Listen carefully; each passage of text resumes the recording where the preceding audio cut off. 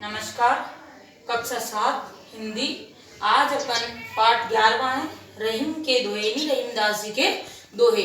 रहीमदास जी हमेशा नीति की बात कहते थे, नीति उनको बहुत प्रिय थी। और आज इस पाठ में हम रहीमदास जी के दोहे पढ़ेंगे जो नीति से संबंधित है।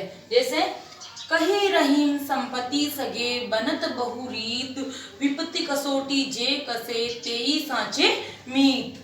कही रहीम संपत्ति सगे, रहीमदास जी कहते हैं कि संपत्ति में हमारे बहुत सगे हो जाते हैं। जब हमारे पास पैसा रहता है, धन रहता है, तो हमारे बहुत सारे मित्र बन जाते हैं, बहुत सारे रिश्ते बन जाते हैं।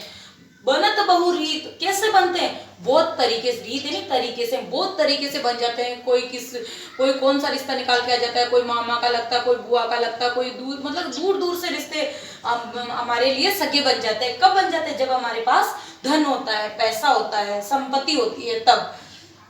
विपत्ति कसोटी जे कसे तेई सांचे मीत। विपत्ति कसोटी जे कसे, यानी जब हमारे ऊपर विपदा आती है, दुख आता है और हमारे पास दुख होता है, तब हमारा कोई मित्र रहता है, वही हमारा सच्चा मित्र होता है। संपत्ति में तो बहुत सारे सगे बन जाते हैं, लेकिन जो व्यक्ति विपत्ति यानी दुख के समय काम आता है, वही हमारा सच्चा सांचे मीत यानी सच्चा मित्र होता है। मीत यानी मित्र।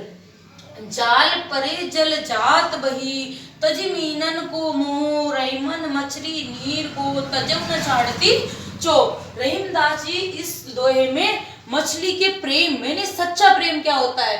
पानी मछली से उतना प्रेम नहीं करता है जितना मछली पानी से प्रेम करती है। मछली सच्चा प्रेम करती है। कैसे? जाल परे जल जात बही, जाल जब मछली को पकड़ने के लिए जाल पानी में जाता है तो जल चला जाता है बाहर, यानी जाल से पानी निकल जाता है। तज मीनन को मोह, और त्याग देता है, मीनन यानी मछलियों का मोह त्याग देता है और पानी जाल से बाहर निकल जाता है।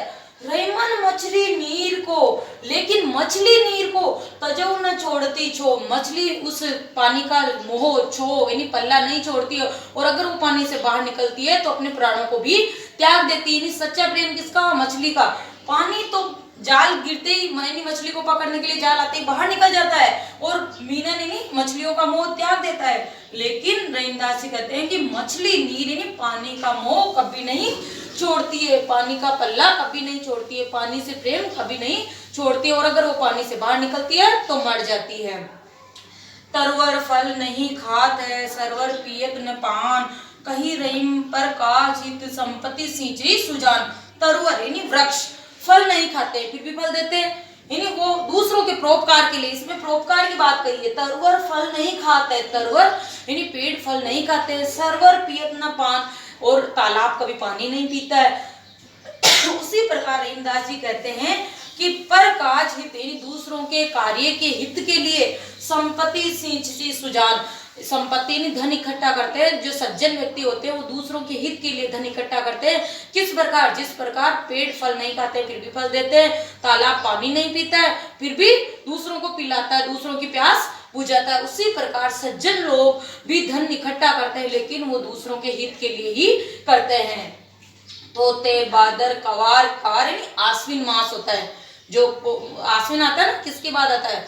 चैत बैसाख ज्येष्ठ आषाढ़ सावन भाद्रपद आश्विन, यानी जो भाद्र के बाद में आता है ना, आश्विन दीपावली से पहले है ना, वो थोते बादर कवार के जो रहीम घबराहट, और उस आश्विन मास में थोते बादल यानी बारिश तो होती नहीं है, बारिश तो बाद तक होती है, लेकिन फिर बारिश आश्विन में बहुत तेज तेज बादल गहराते हैं और आवाजें करते हैं, थोते होते हैं वो, मतलब उनमें कुछ पानी बारिश नहीं होती है, वो बिना बारिश के ही आवाजें करते हैं। किस प्रकार करते हैं? धनी पुरुष निर्धन भय, जब पैसे वाला आदमी कभी निर्धन हो जाता है, गरीब हो जाता है, तो करे पाछली बात, पीछे की बातें करता है। मेरे पास ऐसा था, मेरे पास वैसा था, मैं ऐसे करता था।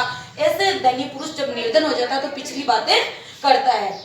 धरती की सी रीत है, शीत घाम और में, शीत यानी सर्दी, घाम यानी गर्मी, और में यानी बारिश, है ना। धरती की एक रीत यानी तरीका है, वो बारिश, सर्दी, गर्मी, बरसात जैसी परेशो सही जो पड़ती है उसको सबको सहन करती है। उसी प्रकार रहीमदास जी कहते हैं कि हमारे शरीर को भी ऐसा कर लेना चाहिए, जैसी भी विपदा है, जैसी भी परिस्थिति है उसके अनुसार अपने को ढाल लेना चाहिए। त्यों रहीम ये देह, वैसे ही ये शरीर है, इसको देह नहीं शरीर है, इसको भी उसी तरीके से अपने को ढाल लेना चाहिए। चाहे सर्दी गर्मी बरसात कैसी भी हो, जैसे धरती माता सब सहन करती है, वैसे ही अपने को हर परिस्थिति को सहन करना चाहिए, सहनशील होना चाहिए। इसमें उन्होंने सहनशीलता की बात की है।